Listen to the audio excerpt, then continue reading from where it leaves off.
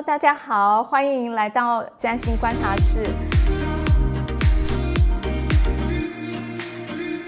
那接续上周，继续邀请我们的 Joy Usher 老师来跟我们大家分享，从你的法达的位置来去看现在的整个世界的这些行星的过运，跟你之间会有什么样的影响。The Diurnals, a webinar presented by Mari Garcia in association with Skygaze Academy of Traditional Astrology. Sun is Lord of the day, signifying power and glory. Great Jupiter joins him, bringing largesse and inspiration, while steadfast Saturn stands for structure and stability. And finally, rising before the Sun is diurnal Mercury, symbolizing logos, logic, and language. Day planets love being in the light.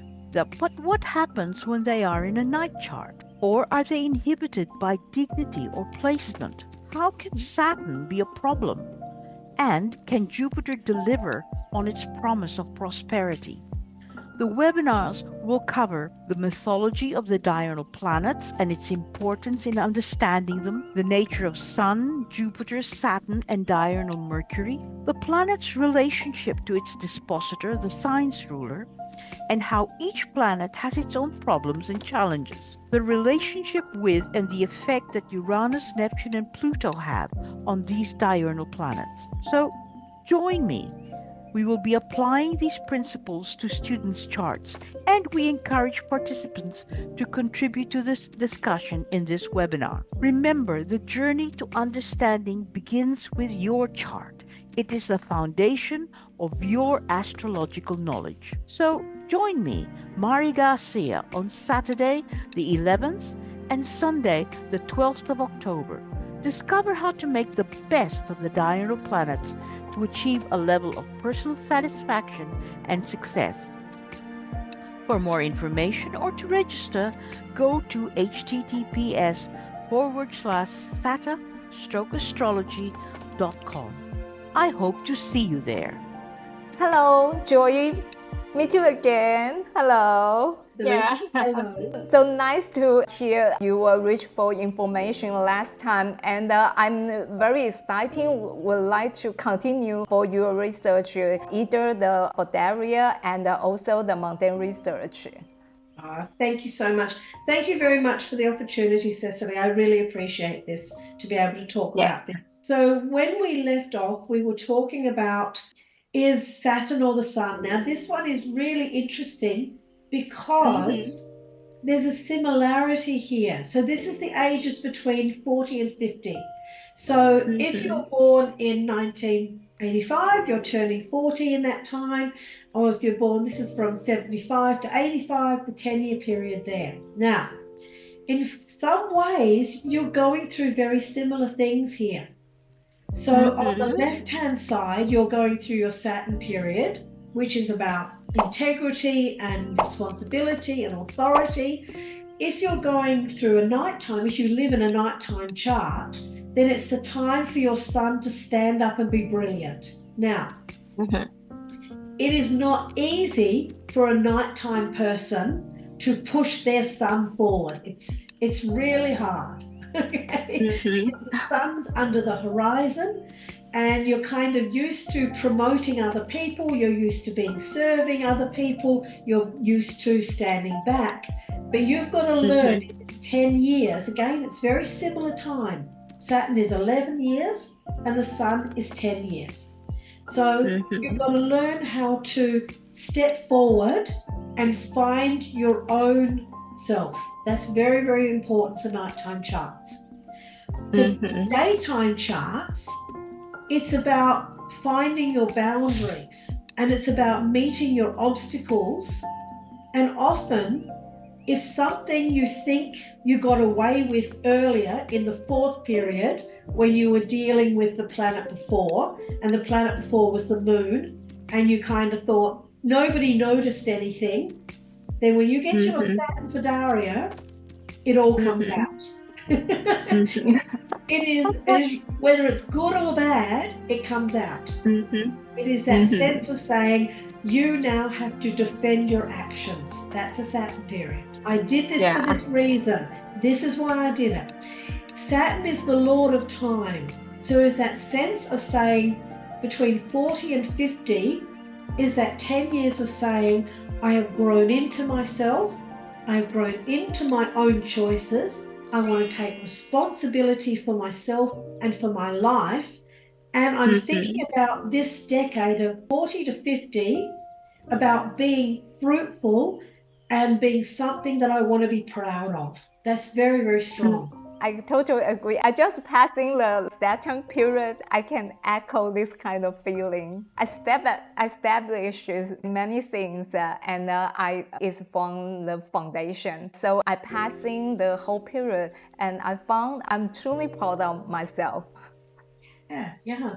And it would be interesting for you, having just gone through it or passing through it, is to break down these ages and think about how Jupiter taught you, and then Mars taught you through challenge, and then what you learned from it in the Sun, what you enjoyed from Venus, what you want to take next to the next level, and how emotionally you feel about the whole thing.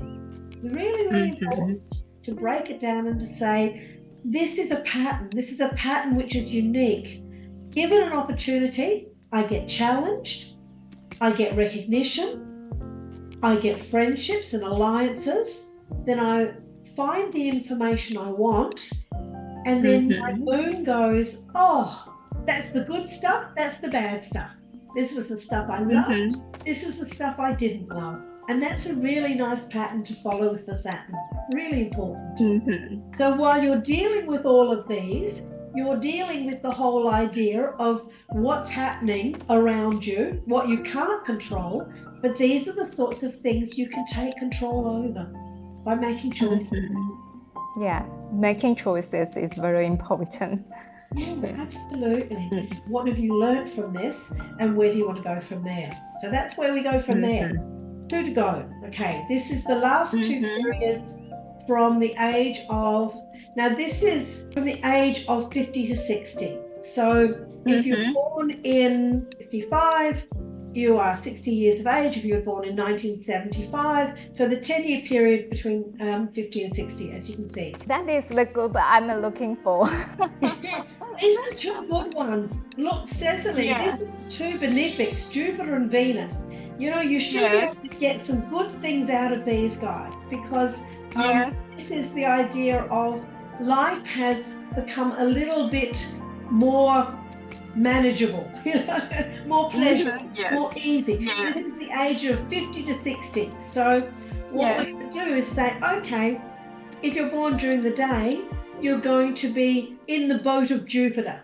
And all these different planets are going to teach you more about how to get the benefit of exploring things that are new to you, some wealth, some knowledge, your philosophy in life, because really you can't form a philosophy before you're 50. I think you have to be here for 50 years to be able to form a personal philosophy. I think that might be true. Might not be. I don't know. I think that at this age, many people, they started to learn the spiritual things. Yeah, I think it's absolutely true. We want to know what's beyond, just our own small lives. So I'm going to make this a little bit bigger so you can see it. That's better. Okay, so there is quite a big difference between the number of years. We've been going pretty much close year by year, but Jupiter is a long period of 12 years. So a daytime chart will go through 12 years of Jupiter. If you're a nighttime chart, it's much shorter. It's Venus and it's 8 years. So you see at the bottom of it, even though it's only 2 years between when you start it, if you're born in the day, you start Jupiter at 51. If you're born in the night, you start Venus at 49. There's only 2 years there. But you can see by the time you've gone through 7 periods, that's the time divided by 7, you're 63 if you're born during the day, and you're 57 if you're born during the night. So that's quite a major difference between them. Okay, now Jupiter gets a longer time, but it does the same thing we've done each time we've been looking at the previous ones, and we divide it by 7, and we give each planet a 7th of its time, starting with the planet itself. So what you're doing with Jupiter, if you're a daytime chart, and Jupiter loves daytime, so this is a good place for you, is that you are learning how to make the most of your life experiences. So each one of these planets will add a little more piece to the jigsaw, which is Jupiter. And Jupiter is to find, as we said, to find a philosophy that suits you, whether it's a religious philosophy or a spiritual philosophy or an environmental philosophy or whatever that philosophy is, an emotional philosophy, then this is what each one of these planets are teaching you. Now, remember, you're still going through your transits. You're still going through these big kind of things that are shifting your life, whether it's a Pluto transit or a Uranus transit, or it is in fact a Jupiter transit itself. But all of them will teach you something about how you are dealing with learning life experiences and saying, I'm still growing. You know, this idea... I mean, in the times where life was short and we kind of, if we got a life expectancy of 30 years, we were lucky. Now we have a life expectancy into our 90s, you know? So this is really, truly middle age starting this. Yes.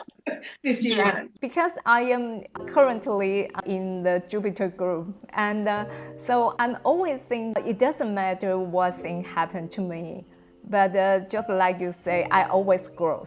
I can experience and then I can learn something. Exactly. And that is part of saying, you know, again, we're going back to the idea of I can't control what happens to me, but I can control my reaction to it. And that's what Jupiter is teaching you, you know, is to say, no, you still look at the benefits in your life, that, you know, things could be worse when, you know, they're difficult, they could be worse, you know, so. So once I can have this kind of mindset, then I will feel it's kind of stable. The inner self is quite stable. So I can keep my boat in a very stable way. It doesn't matter the storm coming.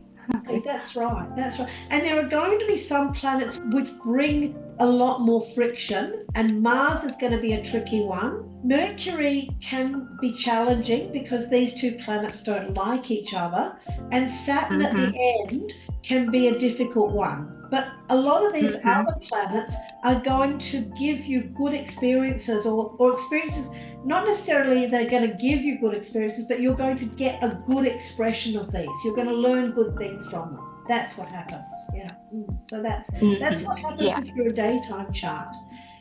The sixth period for a nighttime chart, because Jupiter belongs to the daytime, so it's going to be its honest behavior. Venus belongs to the nighttime, and it's a bit. If you're born during the day, you get your Venus period or your Venus 8 years when you're 10 years old, and it's all the years of puberty. Okay, so it's first love and first friendships and, you know, am I beautiful or not, or all those sorts of things. When you are a nighttime birth, you're doing this at the age of, or the years between 50 and 60. So you might think that seems a little unfair. Like, you know, I don't have the skin of a 16-year-old. I don't have the body of a 19-year-old. Like, you know, this is so unfair. But I love this about nighttime because what you learn is self-love. This is about you. This is about how much you appreciate and love yourself. And it's got nothing to do with anybody else's opinion of you. And that's, I think, really powerful to be going through Venus at that time. You gather your women friends together, you work out what your social obligations are, you work out what relationships are valuable for you, and you become creative. I think both periods are really, really good. I love the sixth period. I think it's great. Yeah. Because we can see the modern culture is changed. We can see more and more a woman at the mid-age but they still confident. They don't afraid to keep their wrinkles, keep their gray hairs. Like both of us, we wear gray hairs. We don't care about what people think, but we still feel we are beautiful. Absolutely. It used to be last century, in Hollywood or anywhere like that where the films were, when you turned 40, your career was dead.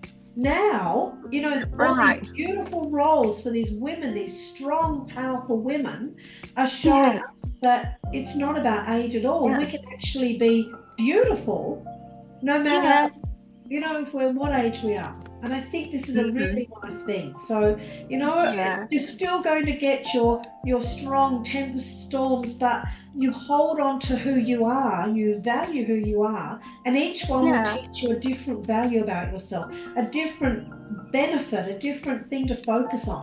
And I think that's really powerful. I love this period. I think it's gorgeous. Yeah, me too. Even I'm not in this period, but I love this idea. Yeah, it's really, you want to be positive about life. This is a nice positive one. Okay, so we're on to our last one because I want to make sure we get through all of them. And this is the age of 60 to 70. So if you're born in 1955, 1965, you're turning 60. 1955, you're going to turn 70. So this is the last period before the nodal axis. And I'm not going to do the nodal axis, so I'm going to finish on this one. I think the 7th is a great 1, 2. I love the 6th and 7th, maybe because, I've just gone through it and it's been part of my life. But I think it's really nice to have Mars at the end of the diurnal Vidarian. You can do Mars in 2 ways. This is your boat.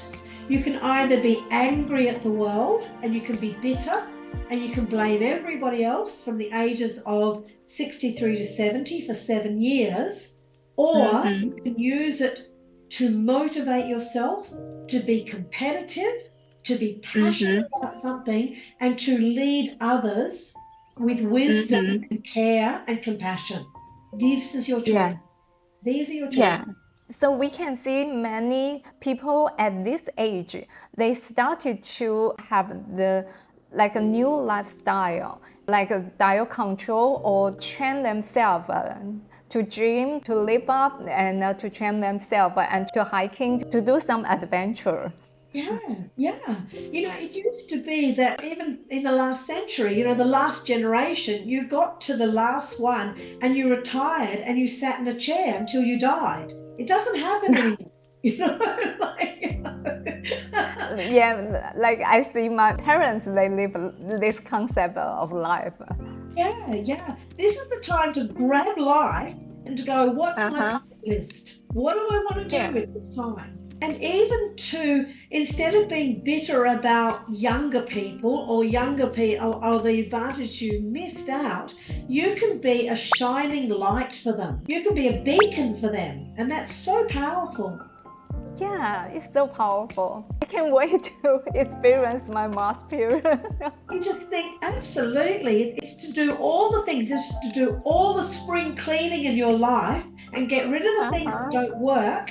And according to whether it's Venus or it's Mercury or it's Moon or whoever it is to do a spring clean and say, I can do this better. I need to let go of this and do this better. And that's what the Mars is. Yeah. And for Mercury, you've got to remember, for a nocturnal chart, it's governed by the moon. So a nocturnal chart is very emotional. The person is very emotional. They react to things emotionally. They don't always think about things as carefully as they should. And this is very much like a reflection period for a nocturnal person. That 13 years is to put the pieces of the puzzle in, to think about why everything fitted in, to think about how you're going to express something, how you're going to use language, how you're going to use your knowledge, how you're going to communicate your life to other people. For me, this is my writing period. This Mercury is my writing period. So, you know, I'm on my 4th book now. So Mercury's nearly running out. It runs out at the end of this year. So I've really got to get cracking.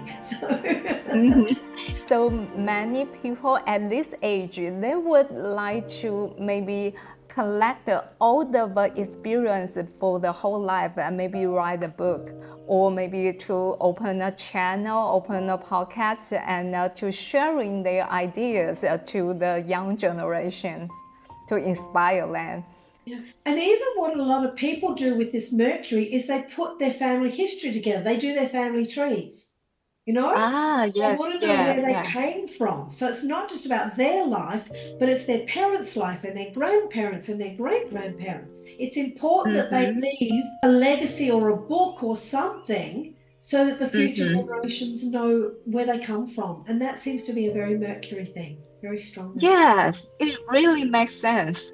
So this is the 70 years of how you make this personal to you. How do you work with this? This is my idea of how you would do this. So I hope that this helps people and that I'm going to stop the share, and that they find this useful. As you said, all they need to know is how old they are and whether they're born during the day or the night. That's it. So once we combine the Fadarya with the current transit, the outer planets transit, then they can focus on the planets. They are as the Time Lord. And if these planets are being strongly aspect with the outer planet. Absolutely. Then it's a major thing that you want to pay attention to. You know, it might look minor and you might look it up and say, oh, it's only Mercury having that aspect or whatever. But even if Mercury is the great lord or the minor lord, it's a very big sign that you need to be paying attention to it. Absolutely. Yeah. And also they can to use the positive meaning of the Time Lord to learn to use the mentality or to well prepare, use the Time Lord's energy to well prepare for this transit. Yeah. Because you know, people talk about, oh, I don't like that Saturn is a malefic and Mars is a malefic. There's no planet is malefic. It's just that we don't like them. You know, we don't like, you know, the way we behave or how other people behave. But we have to have them in our lives. And I think there's really good worth in both of them. They're very important. Even we divide the planets as a benefic and a malefic, but we have to take them equally. Yeah, exactly. Yeah, because experiences are neutral. The most important is how we can get the lessons so we get growth, like my Jupiter say, get growth from all of this experience. Yeah. I've heard people say that their Saturn return was their happiest year in their life. You know, because things came together and in a way that they felt was the right way to come together. So it's not about this is good, this is bad. It's about the fact that, make good choices and be kind. Always be kind. Yeah. Thank you, Joy, for your sharing. It's a very precious sharing and lots of information. I believe our audience, they will be very happy for you provide the richful information. And also, I think that they might take time to go through several times and to digest. Thank you, and I hope very soon then I will see you in our webinar in October.